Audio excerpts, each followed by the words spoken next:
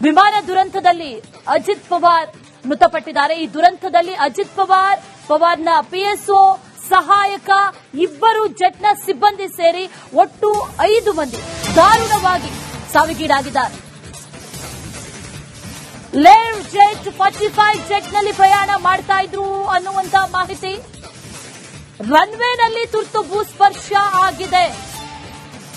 ಈ ಮಾಹಿತಿ ಕೂಡ ಗೊತ್ತಾಗ್ತಾ ಇದೆ. ಒಂದಷ್ಟು ಡೀಟೇಲ್ಸ್ ಈಗ ಸಿಗ್ತಾ ಇರೋದು. ರನ್ವೇನಲ್ಲಿ ತುರ್ತು ಭೂಸ್ಪರ್ಶ ಮಾಡಬೇಕಾಗಿ ಬಂತು, ಅದು ಕ್ರಾಶ್ ಲ್ಯಾಂಡಿಂಗ್ ಆಗಿದೆ ಅನ್ನುವಂಥದ್ದು ಬಹುತೇಕ ಕನ್ಫರ್ಮ್. ಹಾಗಾಗಿ ಬೆಂಕಿ ಕಾಣಿಸಿಕೊಂಡಿದೆ. ಇಡೀ ವಿಮಾನ ಸುಟ್ಟು ಕರಕಲಾಗಿದೆ. ವಿಮಾನದಲ್ಲಿದ್ದಂಥವರು ಕೂಡ ಕಂಪ್ಲೀಟ್ ಆಗಿ ಸುಟ್ಟು ಕರಕಲಾಗಿದ್ದಾರೆ ಅನ್ನುವಂಥ ಮಾಹಿತಿ. ಈ ದುರಂತದಲ್ಲಿ ಅಜಿತ್ ಪವಾರ್, ಅದರ ಜೊತೆಯಲ್ಲಿ ಒಟ್ಟು 5 ಮಂದಿ ಇದ್ರು. ಪವಾರ್ ಅವರ ಪಿಎಸ್ಒ, ಅವರ ಸಹಾಯಕ, ಇಬ್ಬರು ಜೆಟ್ನ ಸಿಬ್ಬಂದಿ, ಪೈಲಟ್, ಅದರ ಜೊತೆಯಲ್ಲಿ ಕ್ಯಾಬಿನ್ ಕ್ರೂ ಇಬ್ಬರಿದ್ರು. ಒಟ್ಟು 5 ಮಂದಿ ದಾರುಣವಾಗಿ ಸಾವಿಗೀಡಾಗಿದ್ದಾರೆ. ಲೇವ್ ಜೆಟ್ 45 ಜೆಟ್ ಅನ್ನುವಂಥದ್ದು ಈಗ ಗೊತ್ತಾಗ್ತಾ ಇದೆ.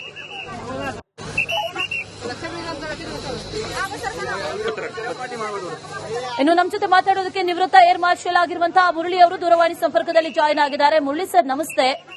ನಮಸ್ಕಾರ. This is really unexpected. ಅದರ ಜೊತೆಯಲ್ಲಿ this is too early to decide ಅಂತ ಅನ್ಸುತ್ತೆ. ಆದ್ರೆ ಆದ್ರೂ ಕೂಡ ಕೇಳ್ತಾ ಇದ್ದೀನಿ, ಈ ಕ್ರಾಶ್ ಒಂದಷ್ಟು ವಿಜುವಲ್ಸ್ ಅನ್ನ ಗಮನಿಸ್ತಾ ಇದ್ದಂತ ಸಂದರ್ಭದಲ್ಲಿ ಏನಾಗಿರಬಹುದು? ಆಕಾಶದಲ್ಲಿ ಈ ರೀತಿ ಕ್ರಾಶ್ ಆಗಿರುವಂತ ಸಾಧ್ಯತೆ ಇದೆಯಾ, ಅಥವಾ ಇಮಿಡಿಯೇಟ್ ಆಗಿ ಕ್ರಾಶ್ ಲ್ಯಾಂಡಿಂಗ್ ಆದ್ರೆ ಈ ರೀತಿ ಆಗುತ್ತಾ? ನಿಮಗೇನ್ ಅನ್ಸುತ್ತೆ ಫಸ್ಟ್ ವ್ಯೂಸ್ ಈ ವಿಜುವಲ್ಸ್ ಅನ್ನ ನೋಡಿದಂತ ಸಂದರ್ಭದಲ್ಲಿ?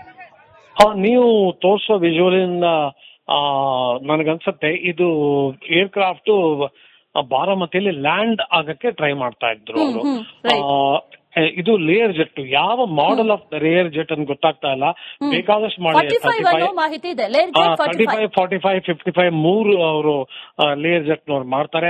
45ಗೆ ಅದನ್ನ ಪ್ರೈವೇಟ್ ಆಪರೇಟರ್ಸ್ ಬೇಕಾದಷ್ಟು ಕಡೆ ಯೂಸ್ ಮಾಡ್ತಾರೆ, ಜಾಸ್ತಿ ಅಮೆರಿಕಾನಲ್ಲಿ. ಇದು ಬೊಂಬಾರ್ಡಿಯರ್ ಕಂಪನಿ ಏರ್ಕ್ರಾಫ್ಟ್. ಇದು ಲೇಯರ್ ಜೆಟ್ಗೆ ಒಂದೇ ಒಂದು ಇದನ್ನ ಅಡ್ವಾಂಟೇಜ್ ಇದೆ, ಅದು ಬಹಳ ಇಟ್ಸ್ ಫಾಸ್ಟ್ ಏರ್ಕ್ರಾಫ್ಟ್.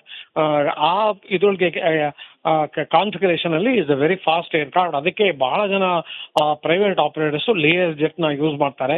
ಅದು ಆದರೆ ಬೇಕಾದಷ್ಟು 45, 55 ಕ್ರಾಶಸ್ ಆಗಿದೆ ಅಮೆರಿಕಾಲಿ. 25 ಕಳೆದ ವರ್ಷ 2025 ಒಂದು ಲೇಯರ್ ಜೆಟ್ 55 ಕ್ರಾಶ್ ಆಯ್ತು. ಆಗ ಇದೇ ತರ ಅವರು ಲ್ಯಾಂಡ್ ಆಗುವ ಕ್ರಾಶ್ ಆಯ್ತು. ಐ ಥಿಂಕ್ ಇದು ಏರ್ ಆಂಬುಲೆನ್ಸ್ ಅಂತ ಕಾಣಿಸುತ್ತೆ ನನಗೆ ಜ್ಞಾಪಕ ಇದ್ದಂಗೆ. ಆಗ ಅವರು ಸ್ಟ್ರಕ್ಚರಲ್ ಪ್ರಾಬ್ಲಮ್ ಇದೆ ಈ ಲೇಯರ್ ಜೆಟ್ಗೆ ಅಂತ ಅವರು ಇನ್ವೆಸ್ಟಿಗೇಷನ್ ಅಲ್ಲಿ ಗೊತ್ತಾಯ್ತು. ಸೊ ಮೆಕ್ಯಾನಿಕಲ್ ಫೇಲ್ಯೂರ್ ಆಮೇಲೆ ಸ್ಟ್ರಕ್ಚರಲ್ ಪ್ರಾಬ್ಲಮ್ಸ್ ಆ ಲೇಯರ್ ಜೆಟ್ಗೆ ಬಹಳ ಇತ್ತೀಚೆಗೆ ಬಹಳ ಜಾಸ್ತಿ ಇದೆ ಅಂತ ಅನ್ನೋ ಮಾತನ್ನು ಬಂದಿದೆ. ಲೇಯರ್ ಜೆಟ್ ನ ಈಗ ಬೊಂಬಾರ್ಡಿಯರ್ ಮ್ಯಾನುಫ್ಯಾಕ್ಚರ್ ಮಾಡ್ತಾ ಇಲ್ಲ. ಅದೊಂದು ಬಹಳ ಇಂಪಾರ್ಟೆಂಟ್ ವಿಷಯ. ಅವ್ರು ಇರೋ ಎಲ್ಲಿ ವಿಶ್ವದಾದ್ಯಂತ ಏನೇನು ಏರ್ಕ್ರಾಫ್ಟ್ ಲೇಯರ್ ಜೆಟ್ ಆಪರೇಟ್ ಆಗ್ತಾ ಇದೆ ಅದನ್ನಷ್ಟೇ ಮೇಂಟೈನ್ ಮಾಡ್ತಾ ಇದ್ದಾರೆ ಬೊಂಬಾರ್ಡಿಯರ್. ಹೊಸದು ಒಂದನ್ನು ಮ್ಯಾನುಫ್ಯಾಕ್ಚರ್ ಮಾಡ್ತಾ ಇಲ್ಲ. ಈ ಏರ್ಕ್ರಾಫ್ಟ್ ಬಾಂಬೆಯಿಂದ ಟೇಕ್ ಆಫ್ ಆಗುತ್ತೆ, ಬಾರಾಮತಿ ಹತ್ರ 8:40, 8:45 ಹೊತ್ತಿಗೆ ಲ್ಯಾಂಡ್ ಆಗುವಾಗ ಇದು ಕ್ರಾಶ್ ಆಗಿದೆ ಅನ್ನೋಂತ ಸುದ್ದಿ. ಆಮೇಲೆ ನಿಮ್ಮ ವಿಜುವಲ್ಸ್ ಇದನ್ನು ಕಾಣಿಸ್ತಾ ಇದೆ. ಯಾರಿಗ್ ಗೊತ್ತು ಅದು ಮೆಕ್ಯಾನಿಕಲ್ ಟ್ರಬಲ್ ಆಗಿರ್ಬೋದು, ಅಥವಾ ಫ್ಲೈಟ್ ಕಂಟ್ರೋಲ್ಸ್ ಪ್ರಾಬ್ಲಮ್ ಆಗಿರ್ಬೋದು, ಅಥವಾ ಇಂಜಿನ್ ತೊಂದರೆ ಈ ಏರ್ಕ್ರಾಫ್ಟ್ಗೆ ಸಾಮಾನ್ಯವಾಗಿ ಬಂದಿಲ್ಲ. ಆದ್ದರಿಂದ ಮೆಕ್ಯಾನಿಕಲ್ ಟ್ರಬಲ್ ಆಗಿರಬಹುದು. ಯಾಕಂದ್ರೆ ಬಾರಾಮತಿಯಲ್ಲಿ ವೆದರ್ದೇ ಏನು ತೊಂದರೆ ಇದ್ದಂಗಿಲ್ಲ. ಯಾಕಂದ್ರೆ ಅದು ಮಧ್ಯ ಇದು ಮಹಾರಾಷ್ಟ್ರದ ಜಾಗ, ಅದು ಬಹಳ ಬ್ರೈಟ್ ಆಗೇ ಇರುತ್ತೆ. ಇದನ್ನ ವಿಸಿಬಿಲಿಟಿ ಚೆನ್ನಾಗಿರುತ್ತೆ. ಆದ್ರೆ ಈಗ ನೀವೇ ಹೇಳ ಪ್ರಕಾರ ಇದನ್ನ ಹೇಳೋದು ಸ್ವಲ್ಪ ಈಗ ಪ್ರಿಮೆಚೂರಿಗೆ ಡಿಸೈಡ್ ಮಾಡೋದು. ಆದ್ರೂ ಲೇಯರ್ ಜೆಟ್ ಕ್ರಾಶ್ ಬೇಕಾದಷ್ಟು ಆಗಿದೆ, ಇದರಲ್ಲಿ ಬೇರೆ ದೇಶಗಳಲ್ಲೂ ಆಗಿದೆ. ಅಷ್ಟೇನು ಇದು ಸೇಫ್ ಏರ್ಕ್ರಾಫ್ಟ್ ಅಲ್ಲ ಅನ್ನೋ ಒಂದು ಹೆಸರು ಇದೆ ಇದಕ್ಕೆ. ಮುರಳಿ ಅವರೇ, ಇನ್ನೊಂದು ವಿಚಾರ, ಈಗ ತುರ್ತು ಭೂಸ್ಪರ್ಶ ಅಂತೇಳಿ ಹೇಳಿದಾಗ ಸಹಜವಾಗಿ ಟೆಕ್ನಿಕಲ್ ಪ್ರಾಬ್ಲಮ್, ನೀವು ಹೇಳ್ದಂಗೆ ಮೆಕ್ಯಾನಿಕಲ್ ಏನೋ ತಾಂತ್ರಿಕ ದೋಷ ಆಗಿರುತ್ತೆ ಅನ್ನೋದು ಸಹಜವಾಗಿ. ಈ ಜೆಟ್ಗಳಲ್ಲಿ ಲೇಯರ್ ಜೆಟ್ 45 ಇಂಥ ಜೆಟ್ಗಳಲ್ಲಿ ಯಾವ ರೀತಿ ಟೆಕ್ನಿಕಲ್ ಪ್ರಾಬ್ಲಮ್ ಆಗುವಂತ ಪಾಸಿಬಲ್ ಇರುತ್ತೆ? ಅದು ಇಂಜಿನ್ ಫೇಲ್ಯೂರ್ ಆಗೋದಾ, ಅಥವಾ ಇಂಧನ ಸಪ್ಲೈ ಆಗದೆ ಇರೋದಾ? ಯಾವ ರೀತಿ ಪ್ರಾಬ್ಲಮ್ ಆಗುವಂತ ಸಾಧ್ಯತೆಗಳಿರುತ್ತೆ, ಪಾಸಿಬಿಲಿಟೀಸ್ ಇರುತ್ತೆ ಅಂತ? ಅದು ನೋಡಿ, ಲಿಯರ್ ಜೆಟ್ 45 ಇದು ಏರ್ ಫ್ರೇಮ್ ತುಂಬಾ ಹಳೆ ಏರ್ ಫ್ರೇಮ್. ಯಾಕಂದ್ರೆ ನಾನು ಹೇಳೋದಲ್ಲ ನಿಮ್ಗೆ, ಲಿಯರ್ ಜೆಟ್ 45 ನ ಬೊಂಬಾರ್ಡಿ ಅನ್ನೋರು ಇದು 1980s ಅಲ್ಲಿ ಅಥವಾ ಅರ್ಲಿ 1990s ಅಲ್ಲಿ ಕನ್ಸಾಸ್ ಸಿಟಿನಲ್ಲಿ ಈ ಲಿಯರ್ ಜೆಟ್ ಪ್ರೊಡಕ್ಷನ್ ಶುರು ಆಯಿತು. ಕನ್ಸಾಸ್ ಸ್ಟೇಟ್ ಅಲ್ಲಿ, ಅಮೆರಿಕ, ವಿಚಿಟಾ ಕನ್ಸಾಸ್ ಅಲ್ಲಿ. ಅದಾದ್ಮೇಲೆ ಬೊಂಬಾರ್ಡಿ ಅವರು ಇದನ್ನ 1919 ಅಲ್ಲಿ ನನಗೆ ಜ್ಞಾಪಕ ಇರೋ ತರ ಇದನ್ನ ಆ ಕಂಪನಿನೇ ಕೊಂಡ್ಕೊಂಡ್ಬಿಟ್ಟು ತಾವೇ ಲೇಯರ್ ಜೆಟ್ ಮ್ಯಾನುಫ್ಯಾಕ್ಚರ್ ಮಾಡಕ್ ಶುರು ಮಾಡಿದ್ರು. ಆದ್ರೆ ಲೇಯರ್ ಜೆಟ್ ಅವ್ರದ್ದು ಸಿಗ್ನೇಚರ್ ಏರ್ಕ್ರಾಫ್ಟ್ ಅಲ್ಲ. ಲೇಯರ್ ಜೆಟ್ ಬೇಕಾದಷ್ಟು ಅವರು ಇದನ್ನ ಮಾಡೆಲ್ಸ್ ನ ಸೀರೀಸ್ ನ ಮಾಡಿದ್ರು. 35, 45, 65, 70 ತನಕ ಮಾಡಿದ್ರು. ಆದ್ರೆ ಲೇಯರ್ ಜೆಟ್ ಕ್ರಾಶಸ್ ಅಮೆರಿಕನಲ್ಲಿ ಬೇಕಾದಷ್ಟು ಆಗಿದೆ. ಅವರು ಬೊಂಬಾರ್ಡಿ ಅನ್ನೋರು ಇದನ್ನ ಮ್ಯಾನುಫ್ಯಾಕ್ಚರ್ ಮಾಡೋದು ನಿಲ್ಸಿ ಇರೋ ಏರ್ಕ್ರಾಫ್ಟ್ ನ ನಾವು ಮೇಂಟೈನ್ ಮಾಡ್ತೀವಿ ವರ್ಷದಾದ್ಯಂತ ಅಂತ ಘೋಷಣೆ ಮಾಡಿದ್ರು. ಅದು ಮಾಡ್ತಾ ಇದ್ದಾರೆ. ಮೊದಲನೇದಾಗಿ ಇದು ಓಲ್ಡ್ ಏರ್ ಫ್ರೇಮ್. ಎರಡನೇದು ಮೆಕ್ಯಾನಿಕಲ್ ಪ್ರಾಬ್ಲಮ್ಸ್ ಮೊದಲೂ ಈ ಏರ್ಕ್ರಾಫ್ಟ್ ಬಂದಿದೆ. ಆ ತರ ಏನಾದ್ರು ಬಂದಿರಬಹುದಾ ಅಂತ ಒಂದು ಅನುಮಾನ. ಎರಡನೇದೇನು ಅಂದ್ರೆ ಈ ಪ್ರೈವೇಟ್ ಆಪರೇಟರ್ಸ್ ಇರ್ತಾರಲ್ಲ, ಪ್ರೈವೇಟ್ ಆಪರೇಟರ್ಸ್ ಎಲ್ಲರಿಗೂ ಗೊತ್ತು, ಅವ್ರು ಜಾಸ್ತಿ ಮೇಂಟೆನೆನ್ಸ್ ಮೇಲೆ ಖರ್ಚು ಮಾಡಲ್ಲ. ಯಾಕೆಂದ್ರೆ ಅದು it is not cost effective. ಯಾವಾಗ್ಲೂ ಮೇಂಟೆನೆನ್ಸ್ ಮಾಡ್ತಾ ಕೂತ್ಕೊಂಡ್ಬಿಟ್ರೆ ಏರ್ಕ್ರಾಫ್ಟ್ ನ ಅದನ್ನ ಹಾರಿಸೋಕೆ ಬಹಳ ಕಷ್ಟ ಆಗುತ್ತೆ. ಸೊ ಇದ್ರೂ ಇರಬಹುದು ಆ ಪರ್ಟಿಕ್ಯುಲರ್ ಇವರು aircraft private chartered aircraft company ಮುಂಬೈನಲ್ಲಿ ಇರೋದು, ಅವರು ಜಾಸ್ತಿ ಮೇಂಟೆನೆನ್ಸ್ ವಿಷಯ ಯೋಚನೆ ಮಾಡದೇ ಇರಬಹುದು. ಅಥವಾ ಅವ್ರಿಗನ್ಸಿರ್ಬೋದು ಇಲ್ಲ ನಮ್ಮ ಏರ್ಕ್ರಾಫ್ಟ್ ಸೇಫ್ ಆಗಿದೆ, ಅದರದೇನು ತೊಂದರೆ ಇಲ್ಲ ಅಂತ. ಸೊ ಈ ತರ ಪ್ರಾಬ್ಲಮ್ಸ್ ಬರೋ ಸಾಧ್ಯತೆ ಇದೆ. ಇಂಜಿನ್ ಪ್ರಾಬ್ಲಮ್ ಅಂತ ನೀವು ಹೇಳಿದ್ರಿ, ಅದು ಈಗ ಸದ್ಯದಲ್ಲಿ ಹೇಳೋದು ಕಷ್ಟ.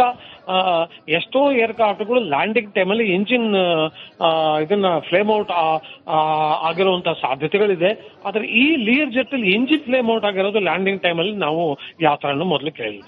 ಮುರಳಿ ಸರ್, ಇನ್ನು ಏನಾದ್ರೂ ಬ್ಲಾಕ್ ಬಾಕ್ಸ್ ಪತ್ತೆ ಆಯ್ತು ಅಂತ ಹೇಳಿದ್ರೆ ನಿಖರವಾಗಿ ಹೀಗೆ ಆಗಿರಬಹುದು ಅನ್ನೋದೇನಾದ್ರೂ ಅಲ್ಲಿ ಮಾಹಿತಿ ಸಿಗಬಹುದಾ? ಅಲ್ಲಿರುವಂತ ಪೈಲಟ್ ಯಾರ ಜೊತೆಯಲ್ಲಿ ಸಂಪರ್ಕ ಮಾಡಿರಬಹುದು? ನಾಗರಿಕ ವಿಮಾನ ರೀತಿಯಲ್ಲೇ ಈ ಜೆಟ್ಗಳು ಕೆಲಸ ಮಾಡ್ತಾವ? ಹೇಗಾಗತ್ತೆ ಅಂತ ಅದೆಲ್ಲ ಪ್ರೋಸೆಸ್? ಪೂರ್ತಿ ಡಿಜಿಸಿಎ ಕಂಟ್ರೋಲ್ ನಲ್ಲಿದೆ. ಆಮೇಲೆ ಬಾರಾಮತಿನಲ್ಲಿ ಒಂದು ಏರ್ ಟ್ರಾಫಿಕ್ ಕಂಟ್ರೋಲು ಇದೆ. ಆ ಏರ್ ಟ್ರಾಫಿಕ್ ಕಂಟ್ರೋಲ್ ಜೊತೆಗೆ ಇವರು ಕಂಟೈನರ್ಸ್ ಆಗಿ ಇದನ್ನ ಪೈಲಟ್ ಎಂಗೇಜ್ ಮಾಡ್ತಾ ಇದ್ದಿರ್ಬೇಕು. ಆಮೇಲೆ ಇದರಲ್ಲಿ ಕಾಕ್ಪಿಟ್ ವಾಯ್ಸ್ ರೆಕಾರ್ಡರು ಇದೆ. ಆಮೇಲೆ ಇದನ್ನ ATC ಕಾನ್ವರ್ಸೇಷನ್ ಅಲ್ಲಿ ATC ರೆಕಾರ್ಡ್ ಆಗಿರುತ್ತೆ. ಆಮೇಲೆ ಬ್ಲಾಕ್ ಬಾಕ್ಸ್, ನನಗೆ ಯಾವ ತರ ಬ್ಲಾಕ್ ಬಾಕ್ಸ್ ಈ ಲಿಯರ್ ಜೆಟ್ ಅಲ್ಲಿ ಇದೆ ಅನ್ನೋದು ನನಗೆ ಸರಿಯಾಗಿ ಗೊತ್ತಿಲ್ಲ. ಇದು ಪೂರ್ತಿ ಪ್ಯಾರಾಮೀಟರ್ಸ್ ನ ರೆಕಾರ್ಡ್ ಮಾಡುತ್ತೋ ಅಥವಾ ಓನ್ಲಿ ಲಿಮಿಟೆಡ್ ಪ್ಯಾರಾಮೀಟರ್ಸ್ ರೆಕಾರ್ಡ್ ಮಾಡುತ್ತೋ ಅದು ಗೊತ್ತಿಲ್ಲ. ಯಾಕಂದ್ರೆ ಪ್ರತಿಯೊಂದು ಸೀರೀಸ್ ಆಫ್ ಲಿಯರ್ ಜೆಟ್ ಅಲ್ಲೂ ಒಂದು ಬೇರೆ ತರ ಬ್ಲಾಕ್ ಬಾಕ್ಸ್ ನ ಅಥವಾ ಫ್ಲೈಟ್ ಡೇಟಾ ರೆಕಾರ್ಡ್ ನ ಅಳವಡಿಸಿಕೊಂಡಿದ್ದಾರೆ. ಬಟ್ ಇದರಲ್ಲಿ 45 ಸೀರೀಸ್ ಅಲ್ಲಿ ಯಾವ ತರ ಇದೆ ಅಂತ ನನಗೆ ಸರಿಯಾಗಿ ಗೊತ್ತಿಲ್ಲ. ಆದ್ರೂ ಕಾಕ್ಪಿಟ್ ವಾಯ್ಸ್ ರೆಕಾರ್ಡ್ ಇಂದ ಗೊತ್ತಾಗತ್ತೆ. ಕಾಕ್ಪಿಟ್ ನೋಡಿ, ಈ ಏರ್ಕ್ರಾಫ್ಟ್ ಅಲ್ಲಿ ಕೋ ಪೈಲಟ್ ಇಲ್ಲ, ಒಬ್ಬನೇ ಪೈಲಟ್, ಒಬ್ಬ ಇದು ಫ್ಲೈಟ್ ಅಟೆಂಡೆಂಟ್ ಅಷ್ಟೇ. ಸೊ ಅವರು ಏನ್ ಕಾನ್ವರ್ಸೇಷನ್ ಇದ್ರು ಪೈಲಟ್ ಅದು ATC ಜೊತೆಗೆ ಇರುತ್ತೆ ಹೊರತು ಅವರು ಬೇರೆ ಯಾರ ಜೊತೆಗೂ ಇರಲ್ಲ. ಸೊ ಆದ್ರೆ ಒಂದ್ ಸಮಯ ಏನಾದ್ರು ಸೀರಿಯಸ್ ಎಮರ್ಜೆನ್ಸಿ ಬಂದ್ರೆ ಮೇಡೆ ಕಾಲ್ ಕೊಟ್ಟಿರ್ತಾರೆ. ಅಥವಾ ಇಲ್ಲ ನಾನು ಇದನ್ನ ಐ ಆಮ್ ಲೂಸಿಂಗ್ ಹೈಟ್ ಅಂತ ಹೇಳಿರ್ಬೋದು ಅವ್ರಿಗೆ ATCಗೆ. ಸೊ ATC ಅವರು ರೆಕಾರ್ಡ್ ಮಾಡಿದ್ರೆ ಇವೆಲ್ಲ ಇದನ್ನ ಪೈಲಟ್ ಜೊತೆಗೆ ಅವ್ರದ್ದು ಸಂಭಾಷಣೆ, ಅದರಿಂದ ಸ್ವಲ್ಪ ಕ್ಲೂಸ್ ಸಿಗಬಹುದು.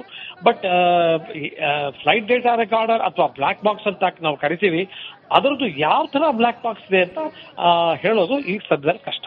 ಸರ್, ಇನ್ನೊಂದು ವಿಚಾರ, ಈಗ ಒಂದು ವೇಳೆ ಈಗ ಏನಾದ್ರು ಟೆಕ್ನಿಕಲ್ ಪ್ರಾಬ್ಲಮ್ ಆಯ್ತು ಅಂತ ಹೇಳಿದಾಗ, ಈಗ 6 ಜನ ಪ್ರಯಾಣ ಮಾಡ್ತಿದ್ದಂತ ಸ್ಪೆಷಲ್ ಜೆಟ್ ಅದು ಎಸ್ಕೇಪ್ ಆಗ್ಲಿಕ್ಕೆ ಬೇರೆ ಅವಕಾಶಗಳೇ ಇಲ್ವಾ? ಪೈಲಟ್ ಕಂಟ್ರೋಲ್ ಮಾಡೋದು ಬಿಟ್ರೆ ಬೇರೆ ಯಾವ ಪಾಸಿಬಿಲಿಟೀಸೇ ಇಲ್ವಾ? ಎಸ್ಕೇಪ್ ಆಗೋದಕ್ಕೆ ಸಾಧ್ಯತೆಗಳೇ ಇಲ್ವಾ ಅಂತ? ಸಾಧ್ಯತೆಗಳು ಇಲ್ಲ. ಯಾಕಂದ್ರೆ ಇದು ಪ್ಯಾಸೆಂಜರ್ ಏರ್ಕ್ರಾಫ್ಟ್, ಇದು ಸ್ಮಾಲ್ ಪ್ಯಾಸೆಂಜರ್ ಏರ್ಕ್ರಾಫ್ಟ್ ಇದು. ಆಮೇಲೆ most important is A jet aircraft, ಇದು ಪ್ಯಾಸೆಂಜರ್ ಜೆಟ್.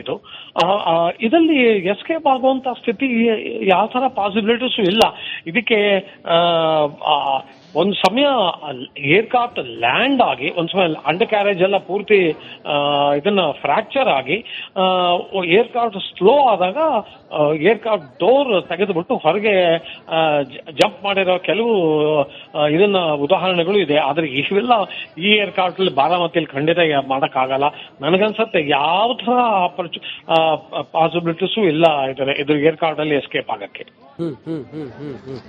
ಓಕೆ, ಈಗ ಮುಂದೇನು ಅಂತ, ಈಗ ಅಲ್ಲಿ ಕೆಲವು ಅವಶೇಷಗಳೆಲ್ಲ ಸಿಕ್ಕಿದ್ದಾವೆ, ಅದನ್ನ ಪರಿಶೀಲನೆ ಮಾಡ್ತಾ ಇದ್ದಾರೆ.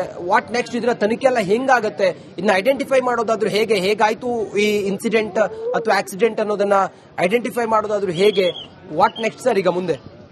ಆಕ್ಚುಲಿ DGCA ಅವರು ಆಗಲೇ ಒಂದು ಇದು ಕಮಿಟಿ, ಎನ್ಕ್ವೈರಿ ಕಮಿಟಿನ ಇದನ್ನ ಘಟನೆ ಮಾಡಿರಬಹುದು. ಅದರಲ್ಲಿ ಎಕ್ಸ್ಪರ್ಟ್ಸ್ ಇರ್ತಾರೆ. DGCA ಇನ್ವೆಸ್ಟಿಗೇಷನ್ಸ್ ಅಲ್ಲಿ ಇದು ಕೆಲವಾರು ಇನ್ವೆಸ್ಟಿಗೇಷನ್ಸ್ ಅಲ್ಲಿ ತುಂಬಾನೇ ಇದನ್ನ ಲೂಪ್ ಹೋಲ್ಸ್ ಕಂಡು ಬಂದಿದೆ. ಇದು ನಮ್ದು ಅಹಮದಾಬಾದ್ ಅಲ್ಲಿ ಕ್ರಾಶ್ ಆಯ್ತಲ್ಲ, ಇದು ಏರ್ ಇಂಡಿಯಾ 171 ನೋಡಿ, ಅದರದ್ದು ಇನ್ವೆಸ್ಟಿಗೇಷನ್ ರಿಪೋರ್ಟ್ ಇನ್ನೂ ಬಂದಿಲ್ಲ. ಅದರ ಮೇಲೆ DGCA ಮೇಲೆ ಬಹಳ ಎಲ್ಲರೂ ಕೈ ತೋರಿಸ್ತಾ ಇದ್ದಾರೆ. ಅವರು ಸರಿಯಾದ ಮೆಂಬರ್ಸ್ ನ ಅವರು ಹಾಕಲ್ಲ ಇನ್ವೆಸ್ಟಿಗೇಷನ್ಗೆ. ಆಮೇಲೆ ಇನ್ವೆಸ್ಟಿಗೇಷನ್ ಏನಾದ್ರು ಅವರಿಗೆ ವ್ಯತಿರಿಕ್ತವಾಗಿ ಏನಾದ್ರು ಒಂದು ಇದು ಬಂದ್ರೆ, ರಿಪೋರ್ಟ್ ಬಂದ್ರೆ ಅದನ್ನ ಅವರು ಮುಚ್ಚಾಕ್ತಾರೆ. ಈ ತರ ಎಲ್ಲ ಬೇಕಾದಷ್ಟು ಮಾತುಗಳಿದೆ. ಸೊ ಯಾವ ತರ DGCA ಇದನ್ನ ಇನ್ವೆಸ್ಟಿಗೇಟ್ ಮಾಡ್ತಾರೋ. ಮುರಳಿ ಸರ್, ನಿಮ್ಮನ್ನ ನಾನು ಮತ್ತೆ ಮಾತಾಡ್ತೀನಿ. ಇನ್ನಷ್ಟು ವಿಚಾರಗಳನ್ನ